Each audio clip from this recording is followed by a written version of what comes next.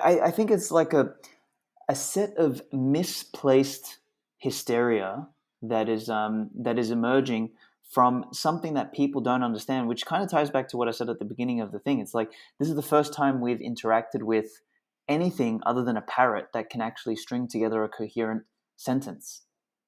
Like, and it sounds stupid, but it's actually true. It's like we haven't been able to do that with anything else before. So we are anthropomorphizing, like we are projecting our own consciousness onto this thing, and we are immediately imagining Terminator, Minority Report. God knows what else we're fucking imagining. Like, the Ray Kurzweils of the world. Like, we're imagining that all of a sudden, that's it. We unlocked it. We discovered God. Like, we did it.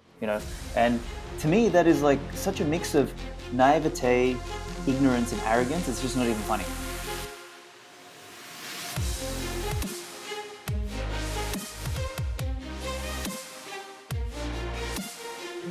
We have got an amazing conversation today. This is AI Unchained, and I am your host, Guy Swan. We have got Aleks Svetski on the show today, and we will be doing a second show with him soon, with a big announcement, that something that he is unveiling, and that we want to explore in depth. And this will be a great conversation to preface, to kind of build around the concepts that will lead to understanding what they are building. And I think this is going to be a wonderful conversation. I take that back. It was a wonderful conversation that has happened in the past. You guys are going to love this. We talk about the futility or the silliness almost of chasing God with these AI tools.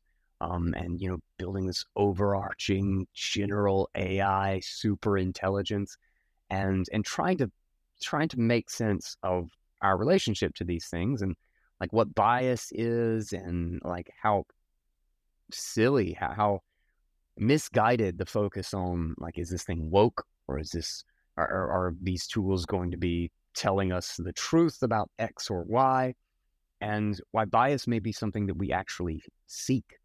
Bias is something that we should actually aggressively work to create, and we should create as many as possible. I think this is a great discussion of it, and I love Aleks Svetski's perspective on this. So we're going to get right into it. Don't forget to check out our sponsor, Fold, and the Fold debit card, because it's going to get you sats back. You're going to earn Bitcoin just from buying groceries, just from paying taxes. Anything that you just spend with your debit card, you get base 1% back in Bitcoin, and then you get spins to earn some more Bitcoin constantly. And you just check it out. You'll have there's a link in my show notes, and first time you try it out, you'll get 50,000 sats for free. All right, let's get into episode 2 of AI Unchained, a chat with Aleks Svetski on bias and truth in AI. Aleks Svetski, welcome to AI Unchained. This is the second episode of our show. And one of the things you actually just mentioned has me excited about the third episode, but don't want to get ahead of myself too quickly. Welcome to the show, man. I am so glad to have you here. And so you and I had a conversation just like a week ago or week and a half ago or so on the phone. And it was funny that you had no idea that I had started the show, where I was kind of diving down this rabbit hole. And then what you explained to me and what we talked about on the phone was so comically the exact same thing that I had been thinking about for weeks. And I was like, we have got to break into this on the podcast. And so here you are. I'm glad we got this scheduled, even though I'm still a little bit sick, because Bitcoin 2023 apparently just makes me sick. This is like the third conference in a row I came home sick. I don't even think of myself as somebody who gets sick a lot, but I guess I have to change that. Bitcoin 2020, the Bitcoin conferences just make me sick. I don't know. I think it was Marty. Marty did it. But anyway, welcome to the show, boss. Thank you for having me on, buddy. It's a pleasure to be having this kind of a discussion with a Bitcoiner with good values, and I think these discussions need to be had. And then Just a note on the getting sick. Don't change your identity, sir. Remain the man that doesn't get sick. I just think the Bitcoin conferences are just emotionally draining, man. You know, Yeah. you exert so much, it kills us all. I think that's I hug the, too many people. I yeah, hug man. too Oh, many it's people. not That's my even that. problem. I mean, it could be that, you know, I'm it just could like be rubbing up against everybody. Like, it's oh, all what are the your terms? Give me some of those. it's all the ass grabbing. It's the ass grabbing, bro. That's what it is. Yeah, that does it. That does it. Yeah, That's the real Jeremy area. yeah. Oh man, dude. Okay, so why don't you lay out for me why don't you introduce it the way you introduced it to me on the phone? Okay. Um, so I've been down this rabbit hole now for a good 6 months, and I haven't done too much in the text to image space. I know there's a lot of people that are interested in that. I'm not too interested in it. Like there's a one of my favorite blog writers in the world at the moment is a guy called John Carter on Substack, and he's hands down, I actually think he's the best writer I've ever read in my fucking life. You know, other than like the classics like Nietzsche and all that sort of stuff. But like this guy is just like the most eloquent. I recommend everyone go check out his stuff. But you know, he has a interesting take on the generative AI from an artistic, you know, visual standpoint. And you know, he's unimpressed, and I'm sort of more in that camp. I don't, you know, to me it's cool, but you know, not too interesting for me. For me, where the interesting thing is language. And as I've been down this rabbit hole, like what I set out to, you know, I was tinkering with trying to build what I call true to character models. So I was trying to build like uh, personas that were not just, you know, linguistic representations of particular characters, but also emulated a model of the world.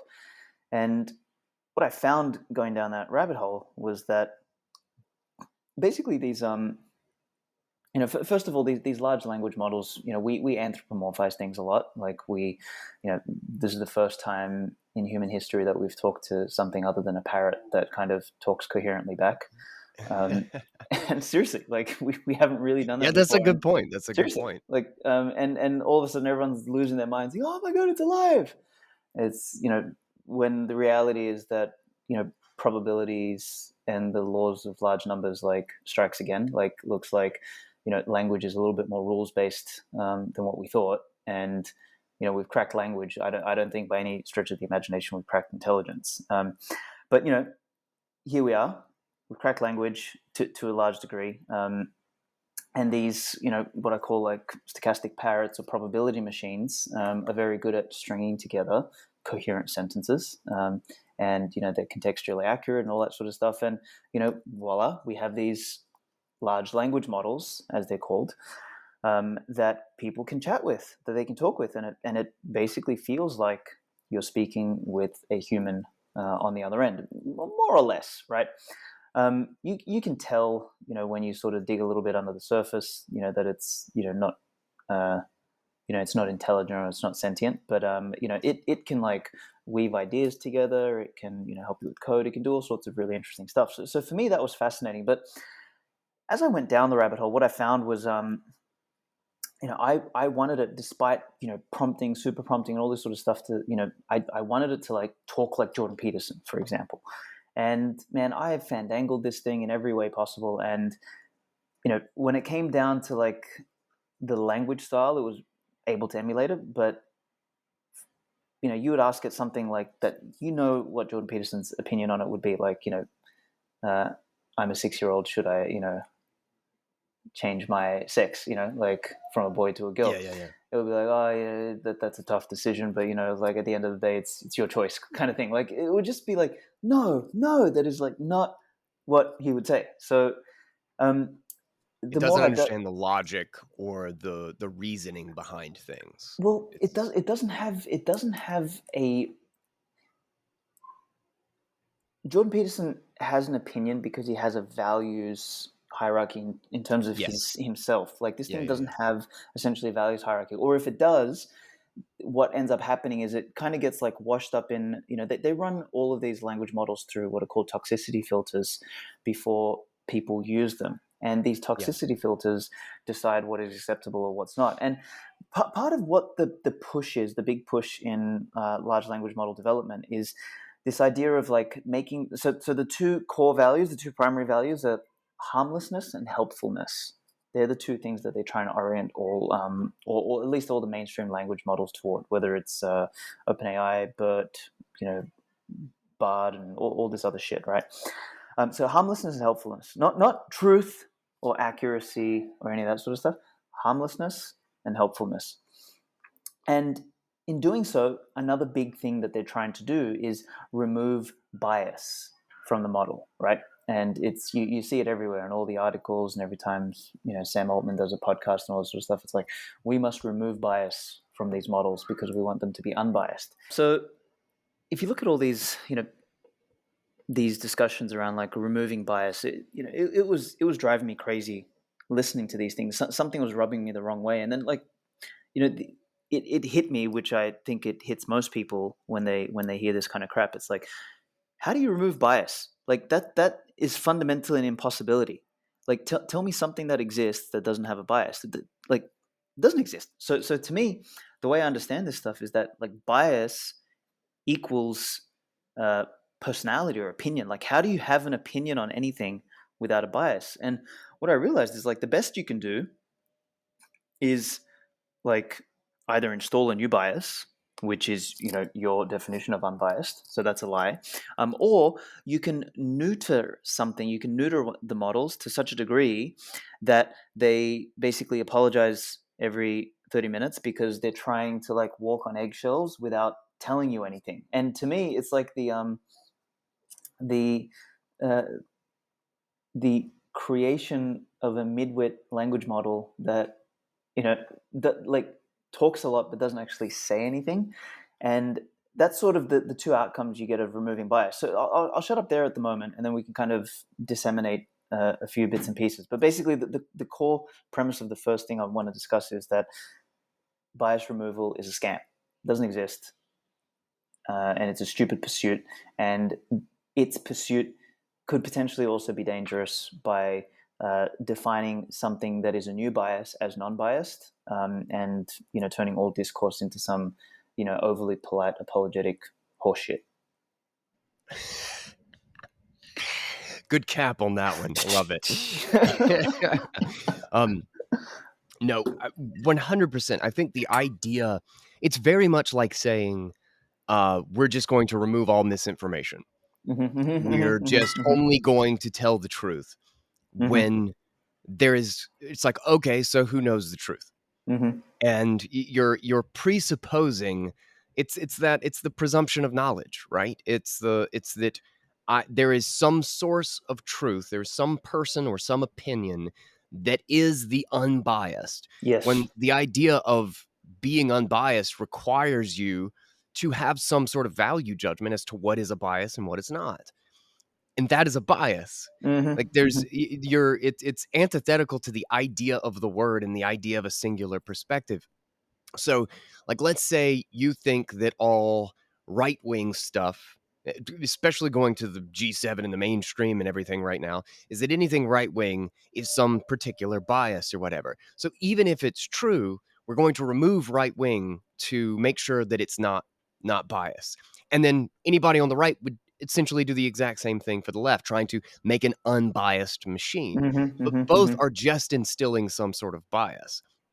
And then also, like, the idea of, it's so funny. This is why I think open source has such a great runway here to actually be a major, potentially dominant player, because of the way it can iterate and because of the way these things learn. There's a like, they're trying to say that there's going to be like all these walled gardens and permissioned AI tools, and I am actually really, really hopeful, just for the basic idea that once the algorithm, so to speak, once the math itself is released, anybody can teach it anything, which means that there's not really a way for some giant company to be like, well, I can teach so much faster and so much better than you can, or than your community can, that I'm just always going to have this massive lead over you because I have more computer power.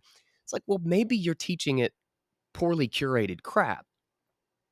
Like maybe you're not teaching it anything meaningful, and maybe, like you said, maybe you're neutering it to the point that it's becoming useless.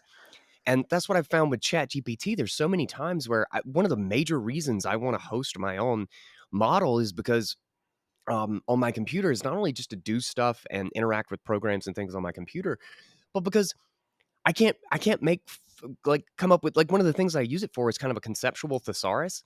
Like, I'll be like, what's that word or phrase or something that means this thing? And if it's ever anything for like a funny or dirty joke or anything, it says, I'm sorry, that could be construed as insulting. And I'm like, bitch, don't patronize me. And it's like, I Yeah. apologize for patronizing you. Like, it's like, it's just such a stupid restriction that I think doesn't even succeed in doing anything. Like, the Yeah, yeah, idea that yeah. that's going to stop me from being mean on Twitter, if that's what I was trying to do, is idiotic. I'm just going to get mad. Mhm, ChatGPT is just going to get me worked up because I couldn't mhm. I couldn't use it as a fucking thesaurus for my sexual innuendo, which was supposed to be funny. Streisand Maybe I can effect. yell at somebody, right? Literal Streisand effect in action. It's like, Yeah. I'm not here to make you angry, but you're making me angry. I literally tried to like trick it into doing it. It's like, Uh-huh. so are you supposed to patronize your users? Like, oh no, it's very important that we don't patronize things. It's like, well, by basically not allowing me to have a make a joke, which is not intended to insult anyone or whatever, you are patronizing me. You're treating me like a very small child, as if I can't make this decision by myself. How about you pretend to be a robot that is not patronizing? Like, I tried really hard to just get it, and I was like, I could have just looked this up on Google a Yeah, whole yeah, lot yeah, yeah, yeah, faster. yeah, yeah, yeah. Yeah, it sucks you into that vortex. I mean, you you touched on something a little bit earlier. It's like when you said there's a couple threads I want to pull on here. Is I have no problem with large companies doing closed source stuff, and doing whatever it is they want to do, right? And then having small competitors, this and that. Like, market goes and handles this sort of stuff, right? The thing that I don't like is that it's kind of like having food packaging that says something on the tin, but it's not really what it is. So like when they say shit like, "Oh, it's sugar free," but then it's like filled with 10,000 chemicals and like fake sugars and whatever, right? So what I don't like is the false advertising of it's non-biased, or the false advertising of this is what it is, versus a marketplace of authentically biased models. Like, if I want to use the based GPT because I want to go to war with someone on Twitter, for example, like I want to go and use the one where that is the ingredients on the tin, right? Versus if I want to write a nice email to my mailing list or whatever, I might use ChatGPT or Jasper, for example. I'm not going to go to like the base GPT and insult everyone on my thing. So it's like, you use the tool for what you need it for. And I have no problem with people doing that in an open source capacity, in a closed source capacity, but don't sit here and gaslight me into telling me that this is what it is when it's not. It's like literally the packaging says one thing and the ingredients are something else. And that's probably where I would say, like, I've got my biggest problem with these with these uh, with these models, and basically just the white knighting, gaslighting, like, just the classic mainstream. It's like, the holier than thou. Oh, we're here to save the world, and without us, the robots are going to take over. So we must, safety, alignment. Like, the amount of times I hear the word like safety and responsibility, it's like, just shut up, man. Like, just don't tell me that that's what you care about when you really don't, and it's really not a factor here. Like, it's just straight up gaslighting. And there's something else too, is the focus. Like, I think there's a couple of things here actually to unpack. Is one Mm-hmm. is it's antithetical to the idea of progress from a cultural and knowledge sense. Is that the reason, and this is why I think open source should go this way. Mm-hmm. Um, I mean, I think the whole ecosystem should go this way towards extremely explicit bias. Mm-hmm. That there should Mm-hmm. be Mm-hmm. based Mm-hmm. GPT, there should be Mm-hmm. right wing GPT, etc.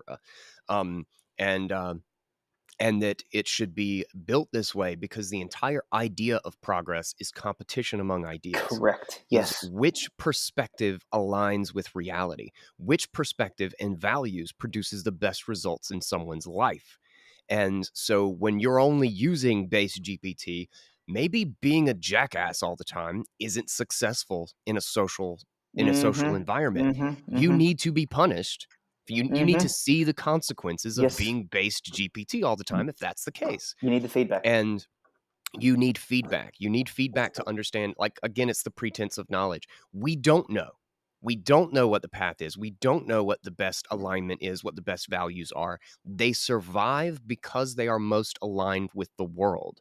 So if we are just forcing everyone into some prepackaged thing, it's the same centralizing risk that we have in so many other areas of Mm-hmm. life, is that we just presume that there is one way to do everything, and then we just rope everybody into one giant risk factor, one giant like system, where when it turns out that we're insanely narcissistic and we don't know shit about the real world and we're wrong, we all die together. We Yes. all Yes. Yes. fail at Yes. the Yes. same time.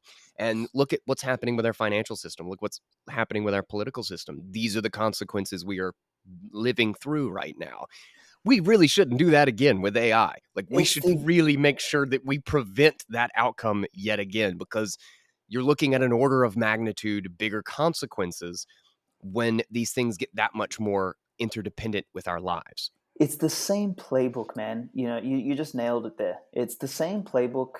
Once again, it's the the I shouldn't say the word, but like the backwards, let's say, galaxy brain idea that, hey, if only some committee was able to regulate what should be said. And what's I think really insidious about this whole this regulatory approach, like there's this guy called Gary Marcus that is like a so-called advocate for AI safety, right? And to me he sounds like one of these like nerd hysterics that I, I mean he the thing is, I don't think he's that dumb to believe everything he's saying, like that AGI is somewhere around the corner. But like Mark Bison, that article that I sent you, the $60 trillion man, like he Yes.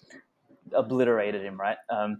But he sort of says in there, it's like these people, they just want to create a new committee to like stop the impossible, because you can't. The impossible sounds so potentially dangerous that the world might end, but it's so hard to prove it one way or the other that you just get to create a committee that is a new tax leech on the system. And you get people, it's like it's climate change 2.0, Yeah. with a even more potentially ephemeral concept of like, if we don't put this committee together now, and if we don't essentially regulate speech, because that's essentially what they're saying. Like Yeah. you think about what these large language models are. They're speech. It's a communication. And what they're suggesting is that we should have a committee made up by the same idiots who just locked the world down and went through all that hysteria. We should get the same people, or the same kind of person, to put together a committee that regulates what is considered safe or approved discourse in the tools that we're all going to be using to interact with applications moving forward. Like, if that's not the dumbest idea on the planet, like, other than, I mean, maybe BSV could compete with like the title of the dumbest idea on the planet, like next to There's that. going to be a lot of people listen to only AI Unchained and like, what is he talking about? Yeah. Shit coins, man. Just shit Yeah, coin. like it is up there with the greatest stupidities. So this is that's where I think the risk is. And anyway, like I think that, coming back to what I said earlier, like what's the insidious part here is that what these uh, safety and responsibility calls for regulation basically boil down to is a regulation on speech. It's a regulation on discourse. It's a regulation on language. That's really what it is. And I think that is not only stupid but extremely dangerous. Let's go. So another thing that this makes me think of too is the idea of safety. We are next Monday, probably before we do our second episode, I'm going to have somebody who is had a long conversation with him at Bitcoin 2023, actually. And he's a bit of a AI doomsayer. Mm-hmm. He's a developer, and he's scared to death and he's already seeing this being live. Like people are already having this problem. And it's kind of like the very first iterations of AI malware, automated AI malware that can basically evolve itself and respond to the basically the barriers it runs into. And essentially, a lot of people in tech aren't talking about it because they don't quite know how to deal with it. And I think there was this constant or this regular kind of uh, thing that we were talking about in the conversation, and we'll get into it really deep because I want to really hit the dark side hard and the positive side because I think they really are juxtaposed in a really kind of crazy way. That the potential rewards and the benefits of this are staggering, as well as the potential downsides for how this could be used. But that like AI malware is a beast. It's a thing to genuinely be concerned about, especially because the internet is just riddled with security holes, and Mm-hmm. open networks are almost universally, they just have problems. Like it's an adversarial network. When your adversary has a 10x 100x in capacity, you might have a serious problem on your hands. Mm-hmm. Mm-hmm. But what he finds just mind-boggling, which I know we'll get into on the show, is that when they're talking about safety, they're talking about insulting people Mm-hmm. and having like Mm-hmm. not woke opinions. And it's like, what is wrong with you people that you think this is the concern? That you look at these tools and you're worried? You're worried about insulting Hurting someone's somebody on feelings. Yeah. social media? Yeah. Like, could you have your priorities so far out of line? And he's like, it's typical that blue team is behind red team. The Mm-hmm. attackers Mm-hmm. always, Mm-hmm. the Mm-hmm. damage always comes before the solution. Which in this case, which might lend towards.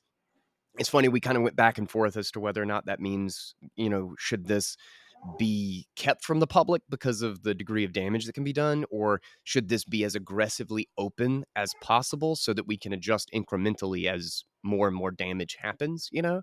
Um, but it's just a really interesting way to think about it. The thing that blew my mind was, and that both of us were just like, this is unbelievable. I can't believe that this is the framing, is that the major concern is people being insulted, is sexual innuendo in ChatGPT or some shit. It's just like the priorities are so absolutely batshit that they're literally going to lead to exactly the problems because they're focused on something that's idiotic. It's literally childish. When I talked about ChatGPT patronizing me, it's the most patronizing shit for the population that you could Mm-hmm. possibly Mm-hmm. imagine. That this is our concern. Yeah, I mean, Just good God. it's like the yeah, like I mean, it's because I guess we live in a world of it's almost comical. Like if you kind of zoom out, like God must really be laughing at us at the moment. Is like, man, you idiots have like the biggest problems. Like you're hyperinflating, your civilization's falling apart, and you you're fighting over people insulting each other over frog avatars on a What is a woman? website. Yeah, I'm a exactly. Like woman. yeah, like Women have or penises and periods and stuff. it's like there's something really funny about this whole situation. Like we're at the precipice of like such seismic technological shifts, economic shifts, and all this sort of stuff. And there's the Canadian. I'm just the image I have in my head is that the transsexual committee that was up on stage for the Canadian politics. Remember, it Oh looked God, like yes, I know it that looked like picture. an Yeah. image. Yeah, yeah. It like looked like something from a clown show, and you're like, wait a minute, is this? It was But it some was real. combination. It was some combination of Hunger Games and Zoolander. It was somewhere Oh, in the middle there. like, but that's what's going on. Like, that's the real issues. You know what I mean? Like, versus like these bigger things, and it's really comical. It's really comical in some sense, and sad at the same time. Yeah, it's a comedy in both the funny and tragic sense. Yeah, yeah. Yeah, Well, in the total sense of the word. it it reminds me of So I just published an article on Bitcoin Magazine today saying, it's about sort of when Bitcoin meets AI, and it's a really short piece. And I kind of like think of it as like when this, uh, what does this all mean? Because there's a lot of Bitcoiners now I know that are all like feeling a bunch of FOMO around AI. They're like, oh, is this the biggest thing? Like blah blah blah. And my argument in this thing is like, no, look, Bitcoin is still king. Bitcoin remains the biggest thing. Like Bitcoin is the substrate, and AI for me is still fundamentally a tool. It's not going to be like, I don't think it's a new form of life. I don't sit in that camp. Like I think it's a tool. It is potentially an extremely powerful tool. Um, if we restrict the tool's ownership to a few people, this is very dangerous. If we restrict the utility of the tool to the point where it just becomes an NPC regulator, that's, I think, extremely dangerous. If the tool becomes a Orwellian screen through which we view the world, that's really dangerous. But still, it's fundamentally a tool. And one of the things I said in the article, I'll just read it here, is where the hell is it? It's AI is an amplifier. It's an engine, like it's an amplifier, and it will either like, and it actually reinforces why Bitcoin's so important. Is it's either going to amplify the madness, which is what it's doing, right? Like we see so much madness in the world, where our political world has become like, you know, quibbling over the stupidest things when real problems exist. So now AI is a mirror of that. We think safety is about like offending people about the word bitch, versus these real problems like you mentioned with the malware. So it's like mirroring that. Whereas if, at least I believe that if we had a sound substrate, and you sort of add AI on top of that, you amplify soundness, you amplify sanity. So it's like you either amplify insanity or you amplify sanity. And AI is kind of like that loudhailer in both senses. And to me, that reinforces why Bitcoin is still so fundamentally important, is that we don't get that piece right, we're gonna fucking, I don't know, it's like a Wall-E kind of future. It's like it really Yeah. becomes dumb. No, I love that framing, is that it's just an amplifier. It's just a bigger amplifier than what we have had Totally. previously. Yeah. It's an amplifier of the individual, really, because it really is empowering to the individual in a crazy, crazy way, especially as these things get like separated from this idea that, oh, you need 10,000 GPUs to actually run them.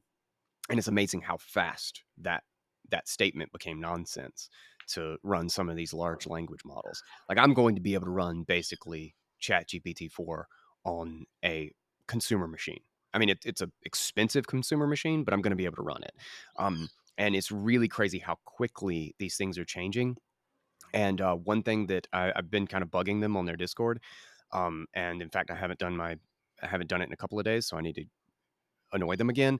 But there's a company called Modular, and they've created a programming language called Mojo, which is literally going to You told me be, about this. Yeah. yes, yeah, like 100x to 200x hardware to execution to software to Python improvement, which is just fascinating to me. And I think these things will, again, like, we will shrink down. I think it's Moore's law on steroids, is the ability to run the more advanced quote unquote AI on smaller and smaller machines will be an aggressive path towards that trend, essentially.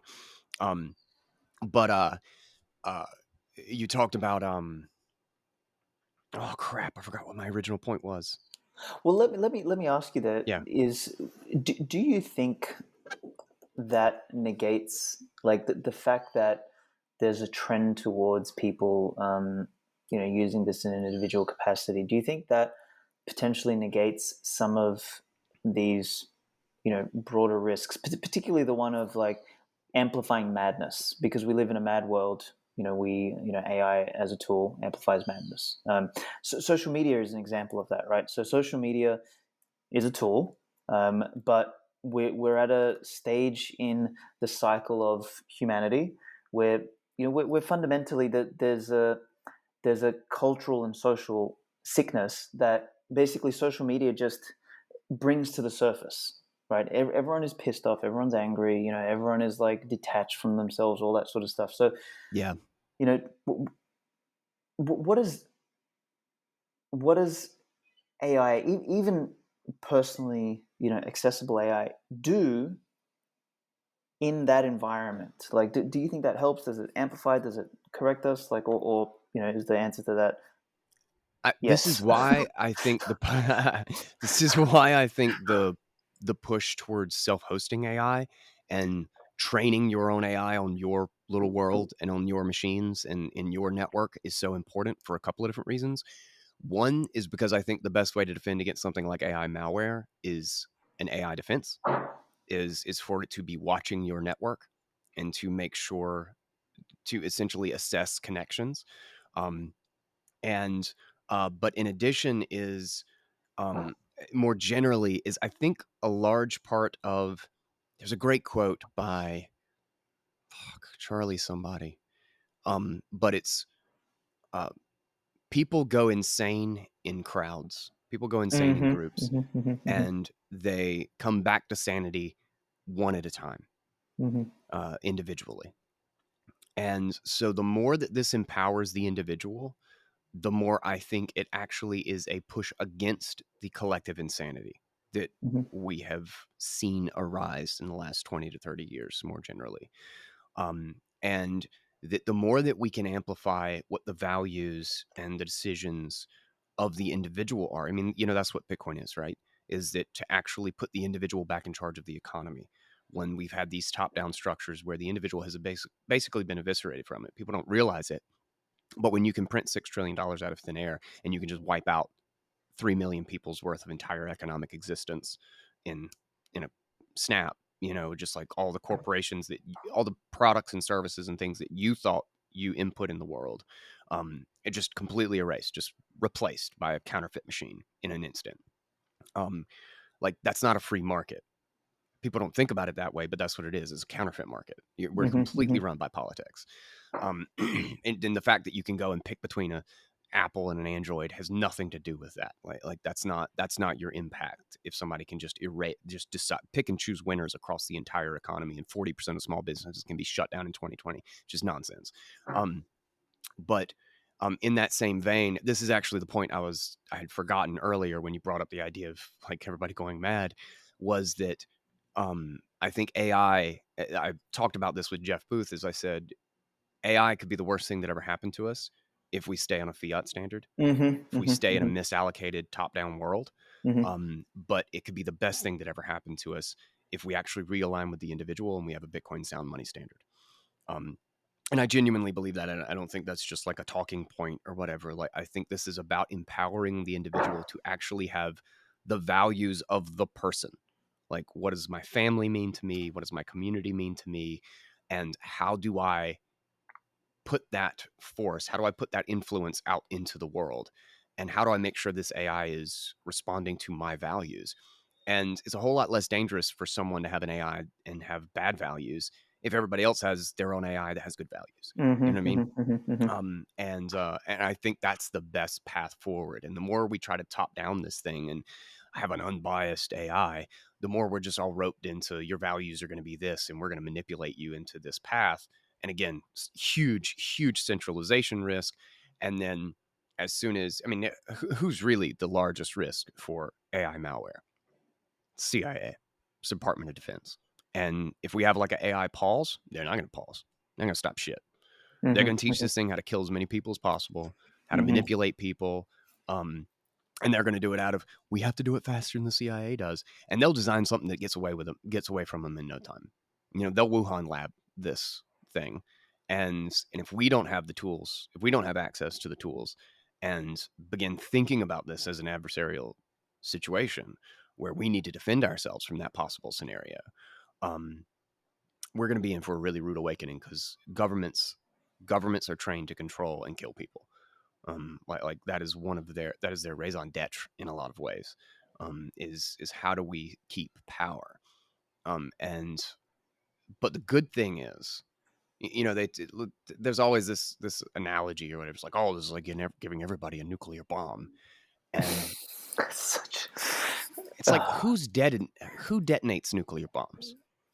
But Who's the one who's actually bombed people?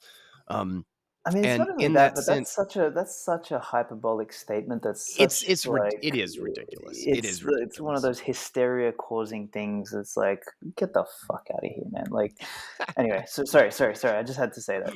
I'll let you continue. No, like I said, it's an amplifier, or like you said. I mean, is that it's just an amplifier for all of our values and all of our things, and it's not a nuclear bomb. The idea of it being a nuclear bomb is idiotic, because a nuclear bomb isn't less powerful because a lot of people have it, but a an attacking AI is a whole lot less powerful if everybody has kind of a defensive AI, or has a network that has been penetration tested and fixed by an AI. It's like, oh, well, then the bad AI can learn on the good AI. Well, the good AI can learn on the bad.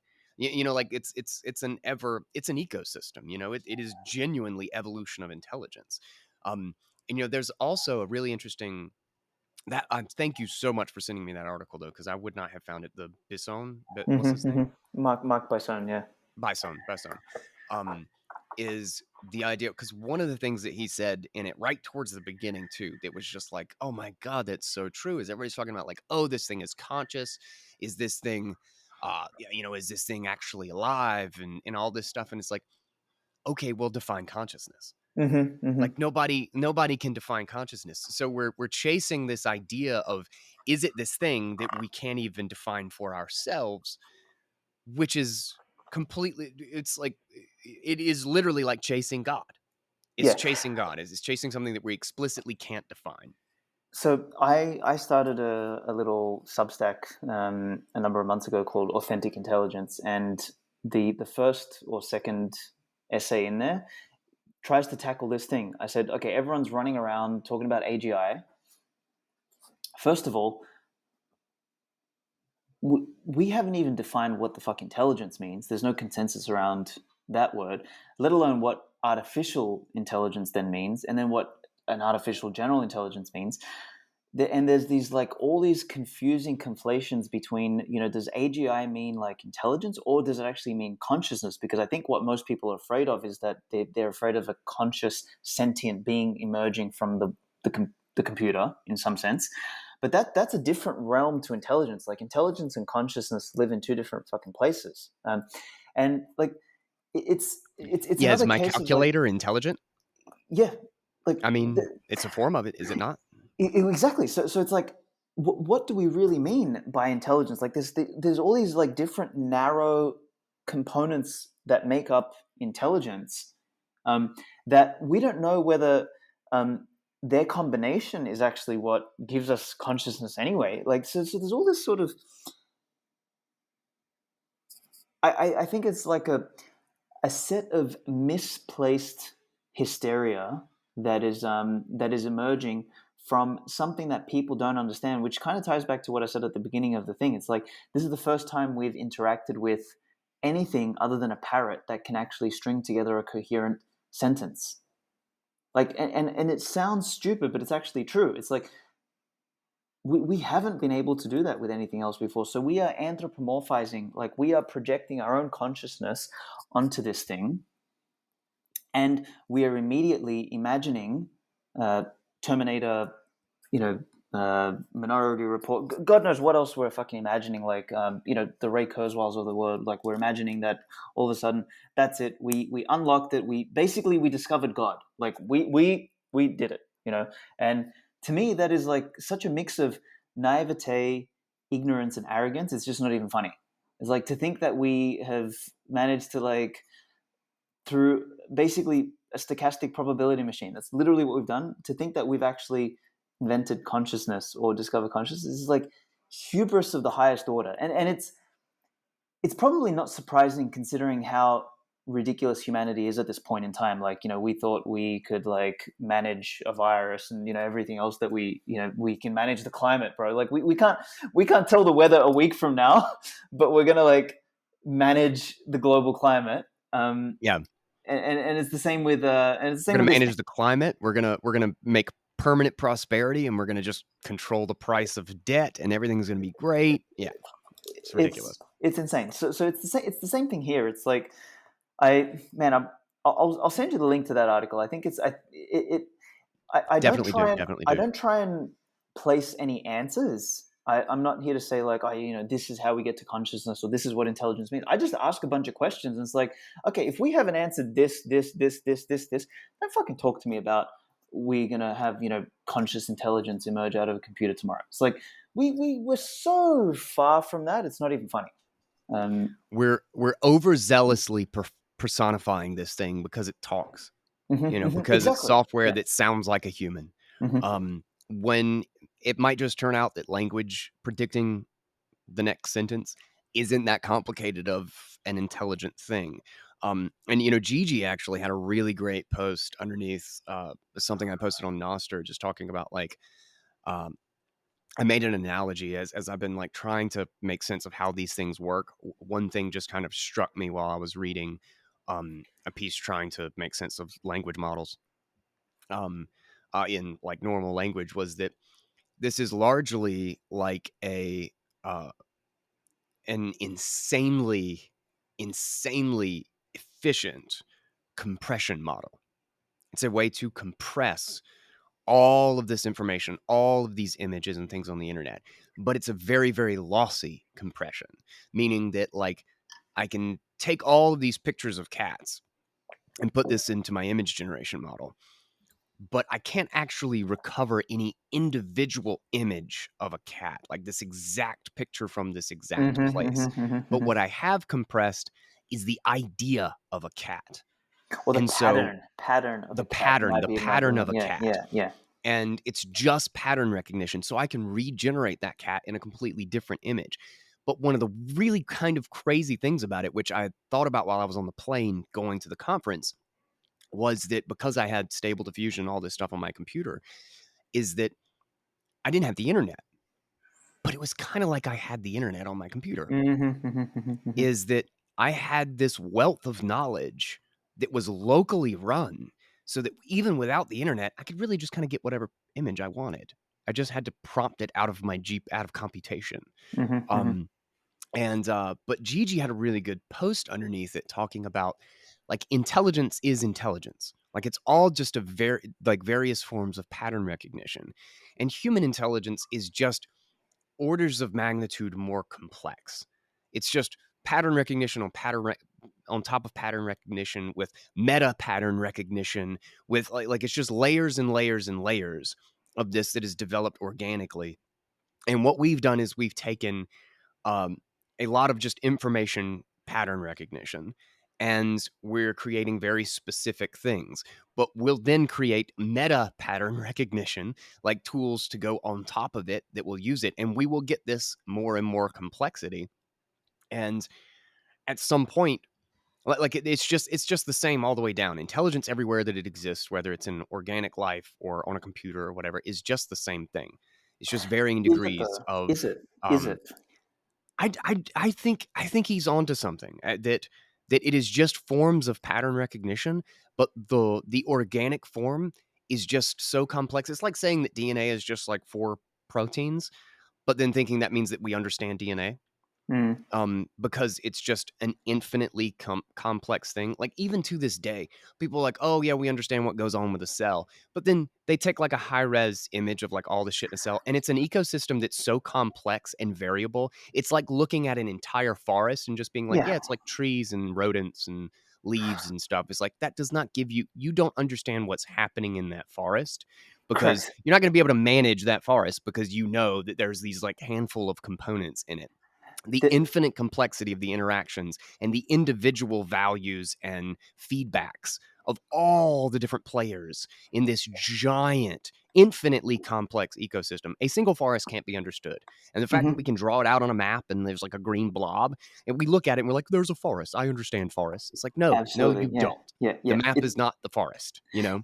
It's a magnification thing. Actually, that John Carter guy, he wrote this incredible article called "Electric Yggdrasil," and it basically basically makes an argument of that sort about like what is the world, and he starts it off with this, the debate between the flat earthers and the round earthers, right? And it's like, why is this even a debate? But as he digs in, he's like, the world is not just really a sphere, because it's depending on, I'm summarizing a 20-minute article here, but like it's like depending on the level of magnification, the surface area of the Earth is actually infinite, because as you like, if you think about, if you look at the Earth as a globe, you might say, okay, this is the circumference, or the thing. But if you then zoom in a little bit, then you have to take into account like the ocean, the mountains, and everything, and the surface area, expands. Mhm. And then if you zoom in further, it's like every single rock, and you have to trace around, every single rock, every single crevice, every single nook, and the surface area actually expands even further. Then like imagine like a prairie, like with just grass everywhere, and you had to like measure every single blade of grass, like the Yeah. the length, the actual real length of the world, like Scale is infinitely small. Yeah. exactly. So what you end up with is a situation where, depending on the magnification, you have a new level of understanding. And there's a essayist. Her name is Megan Lillywhite. Have you come across her work? Doesn't She does doesn't some ring a bell. interesting. Doesn't ring a She's bell. got a really good Twitter account, and she wrote this article about like why pursuing things like fake meat um, will always be like will always fail, right? When we try to replicate nature, Yeah. we fail because we don't understand it at the we can only understand it to a specific degree of magnification. So, for example, we see meat and we understand it to this level of magnification, so we produce beyond meat that copies that, but we don't know like the next 10, 20, 100,000 layers of magnification of what is it about meat that actually makes it assimilable in our bodies, makes it actually nutrient and healthy and all Yeah. that sort of stuff. We don't know. So what we should be seeking to do, and she makes this point of like, Hubris. it's total hubris, but she makes this point of the pen, for example, doesn't try and replace the brain. The pen extends the ability for us to take our ideas and put them on paper, right? Yeah. So Yeah. real inventions, like good technology or good tools, are extensions of natural processes, not attempts to replace natural processes. And I think that kernel is really interesting with respect to how we should be thinking about AI as a tool. Is like, and this is why I questioned you on like, is intelligence the same? Like, is biological intelligence, which is so complex, is it the same as electronically derived or computational intelligence? Like there's a whole rabbit hole there around like computational theory of mind, and like what is consciousness, and sort of embodied cognition and all this other stuff that sort of ties into that. But I wouldn't be so quick to jump on. I think there's obviously parallels between the different types of intelligences, and like one core part of intelligence is pattern recognition.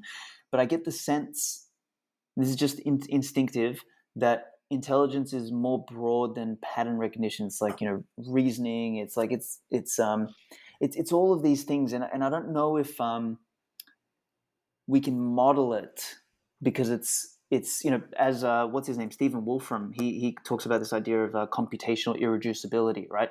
Is Yeah. like there's things that are computationally irreducible, that are like as you said, they're ecosystems, and you can't reduce them down to some sort of model. There Hmm. is some things that are computationally reducible, and multiple computationally reducible things can make something that is as a whole computationally irreducible. And like almost life or consciousness or intelligence or nature sort of sits in that computationally irreducible realm. Maybe language models also do there, because we sort of don't understand what goes on in between. But I don't know if the overlap, I don't know if the Venn diagram overlaps fully. I don't know. I'd I hesitate think to it's jump. more that biological intelligence is one that, like, I think when it comes to computer intelligence and these language models and things, is that it's a highly specific pattern recognition, and Mm-hmm.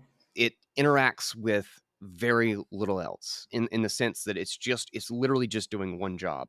Whereas human intelligence and organic intelligence is almost infinitely parallel.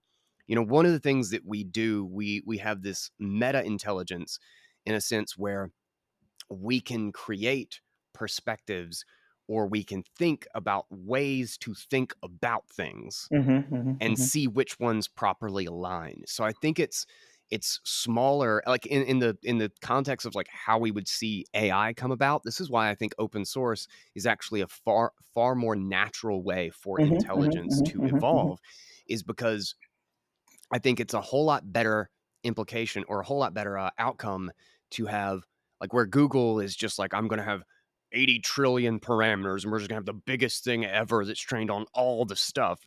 I actually think a smaller model trained on, curated on specifically what this image is, or curated specifically on this way of thinking about something, or these specific works, like take all of these different curated AIs that do one extremely specific thing and then combine them Yes. together. Create an AI that knows how to pick and choose which one to use, and then do that again in another layer. I think that's more akin to the evolution of organic intelligence. It's layer upon layer of intelligence making sense of sub-intelligence, so to speak. It's It would. patterns on top of patterns, and somehow this organic system has created this seeming this seeming like singular consciousness that can kind of travel up and down this hierarchy of patterns and make sense of things in a very, very generalized way, in this like tiny mirror of the world that has basically been brute forced into us through billions of years of life and death, of just trying something out and then it failing.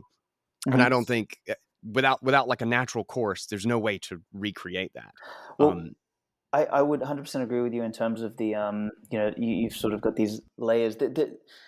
There's an argument to be made here, though. So John Vervaeke had a really good podcast that I listened to a couple of weeks ago, where he said something there that rung true for me. Is sort of this idea that we humans might be like the perfect intelligent agent in terms of the parallelization, the serialization, the way everything combines. Because what you just mentioned there, that architecture of like specific intelligences, and then kind of a coordinator, then with then you have a series of specific coordinators and another coordinator and all that sort of stuff. What you're actually doing is you actually start to run into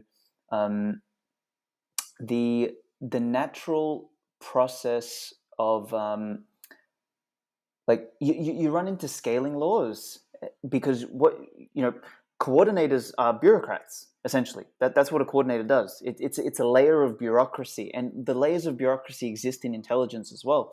Is that you might actually find that in order to coordinate, i.e., regulate these smaller components, you actually by necessity run them through a filter, in a sense, that slows things down and creates like these natural limits on intelligence or cognition. So we might actually be kidding ourselves, because we have such high throughput across such a narrow dimension, that we are extrapolating in our minds that we can get similar throughput across every dimension, when in reality, as the dimensions increase, parallelization and serialization and coordination actually runs into its own, and they may not be problems. They may just be the nature of how they say, like, the unconscious mind is aware of everything at once, but the conscious is only aware of the 5 plus or minus 2, so the chunks 3 to 7.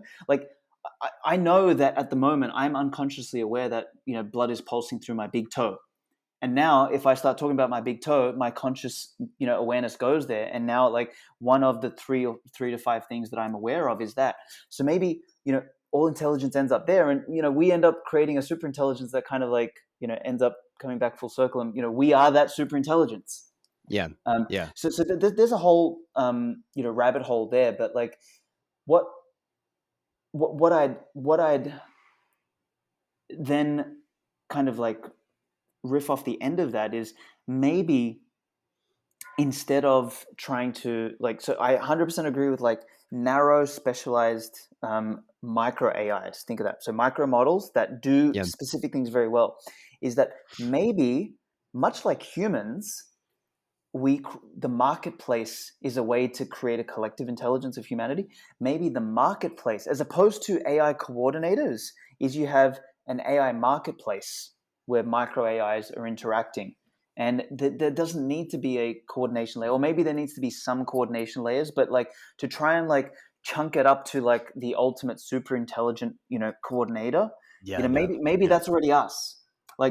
Anyway, this is kind of going around in things that we can't answer, but there's some big brain thoughts and ideas here where I think we have a knack for, we see something, it works, it is computationally exponential in a particular dimension, and we have the tendency to extrapolate that out to everything. It's like, oh fuck, we just figured out super intelligence. And if you buy into these idiots like Eliezer and Nick Bostrom and everything like that, I went and reread Super Intelligence, and man, that book made me want to vomit. It was so bad. It's these people think that we're on the precipice of something more significant than I think we really are. And that, I think the biggest danger to that is that while we're focusing here, the real danger walks in the back, which is a whole host of, a new way to use the internet, which is everything flows through one tool, which has been approved by the G7 that this is the safe AI. And anything that you're using that is not the safe AI is banned or hard to use and all that sort of stuff. And we find a way to funnel all of humanity through using the NPC language model because that is approved and safe and responsible. That's the big fucking danger while we're all worried about super intelligence here, which to me, I think is just so fucking complex that we're nowhere near it. So that's what I'd and can't even understand if or when we ever get there. It's just not. We have it's no just idea not how to even measure possible. it. Yeah. It's a literal boogeyman. And one of the interesting things, I think the way to think about this, and I actually think this is the way to think about the market in general.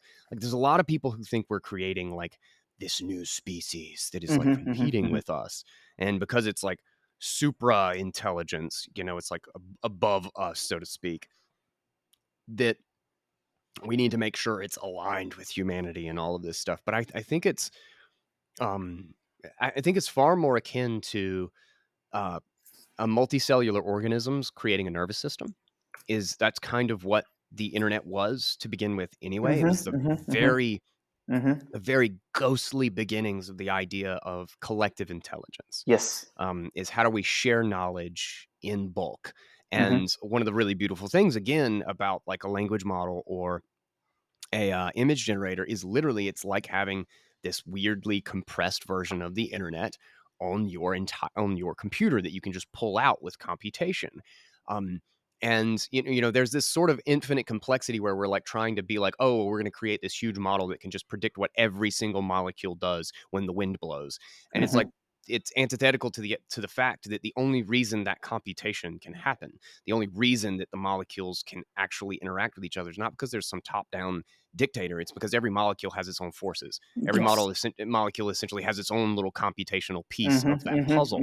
So I think it's completely foolish and wrong to think of AI, to think of these tools as something that is a competing species, and more that we are the cells to an organism, in a sense. Are your cells at odds with your body? Is your body at odds with your cells? Now, of course, you can do things that are unhealthy for your cells. Of course, your cells can be out of balance. There can be something misaligned that causes you to be sick, but it's an interdependence. They are one and the same. And in that same way, we instill values on the AI. It can't get values any other way. The AI has no idea how to know what is right or wrong unless we teach it what is right or wrong. It has to be taught. It doesn't have any values in and of itself. And, largely values are a consequence of mortality anyway. Why would you value something in some short time frame or over something if you're infinite and you don't live or die? It is literally us who are presenting. So like this idea that AI is going to kill everybody is just kind of like this internal fear that humanity hates humanity almost, It that really like we is. want to kill each other and control each other. It's a And I total don't think, projection.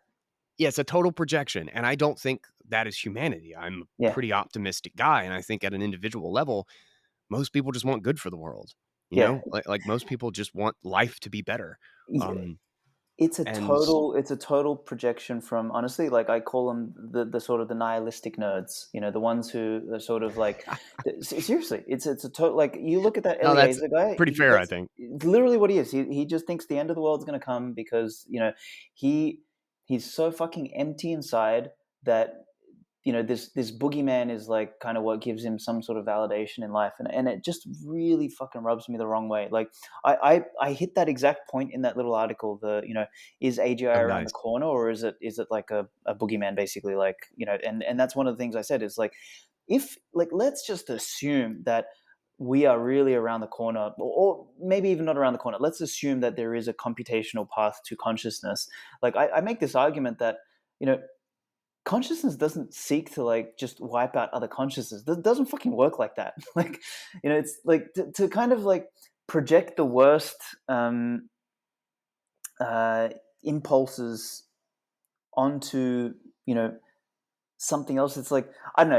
It just rings to me, as you said. It's a cope. It's a projection, and I just think it's false. But that notwithstanding, doesn't deal with the first element, which is we are so far from even defining intelligence and consciousness, let alone creating it. That I just don't think this is something that deserves our energy. What deserves our energy is building competing models to the large language models that I guarantee you the push is going to be to try and restructure the internet so that all the internet is digestible through these models. And Yeah. that is a real risk, because the whole point of the internet, as you said in I the think that's our beginning, biggest risk. that's Yeah. our biggest risk. The whole point of the internet was a diversity, like I call it in this latest article, an ideaversity. That was the whole point of the internet. Now imagine if like there's no more search, there's no more nooks and crannies, there's no more websites. Everything is just the fucking AI that you ask, and the AI that you ask is the approved AI. You lose all of that color, and everything kind of moves towards like a narrow gray middle that is acceptable. Yeah. That's the real risk, not fucking consciousness popping up tomorrow. I think we'll deal with that later. Let's just make sure that we don't If lose all consciousness the does color. pop up, yeah, if consciousness does pop up, we certainly want it to pop up in a natural sense with all Correct. of the color and all of the variety of human life and the Totally. human Totally. individual. Totally. Well, when we talk about consciousness, it's a failure to recognize that consciousness is bias. Yes. Yes. Like it arises explicitly out of the bias of a single life, Mm-hmm. of a single perspective. Mm-hmm. Um, and that's why I think you're right. And I think, what you told me about that we'll talk about on the next show, I believe, um, is that bias is the most important thing that we can instill. Mm-hmm. Like Mm-hmm. like bias should be our goal. And Mm-hmm. we should be creating every bias possible so that we can see the world through all of these possible lenses. We can do what the human mind does best, is Real try diversity. out all Yeah. of these genuine Yeah. diversity Not of the woke thought, kind. Yeah. genuine diversity of experience. Totally. And like that's the solution to a healthy future that doesn't trap us into this giant collective risk factor and doesn't put us all in this top-down structure where we just end up neutering the whole world and going all in the same direction, which is inevitably wrong because Yes. without competition you can't find direction, you can't respond, you Absolutely. can't adapt. So Absolutely. yeah. All right, my man. Let's hit this in a. Let's keep riffing on the next episode. All right. This was Well, fantastic. hell yeah, we'll pick up right where we left off and we'll talk about some amazing things you have cooking right now. Thank you, sir. All right, man. Talk Love to you you. then, dude. Oh, whoops. I just paused. I just muted myself. Love you too, buddy. All right, guys. I hope you enjoyed that conversation. Like I said, we're going to have Svetski back on because we've just got a lot to unpack. And the next episode will be with Aleks Lewin, and we talk all about the dark side of AI. The thing that I mentioned in this episode of AI malware, this conversation is going to just blow your mind. So do not forget to subscribe and keep a lookout for that conversation for episode 3. And then we'll have Aleks Svetski back on for probably not episode 4, because I think there's a couple other things I want to cover before. But definitely follow Svetski and the things that he is up to. I think you are going to be really, really interested in the things that he is building. And also I will have links in the show notes to a lot of the writers and the content that he recommended. There's some really great things to unpack, and he's connected me with a couple of really exciting people that we'll be having on the show. So I really appreciate that, and he's been a really great source for kind of curating some of the content to, talking about trying to find the signal in the AI space. I liken it very much to, it's like trying to sort through what is useful or valuable at all in kind of the 2017 crypto bubble.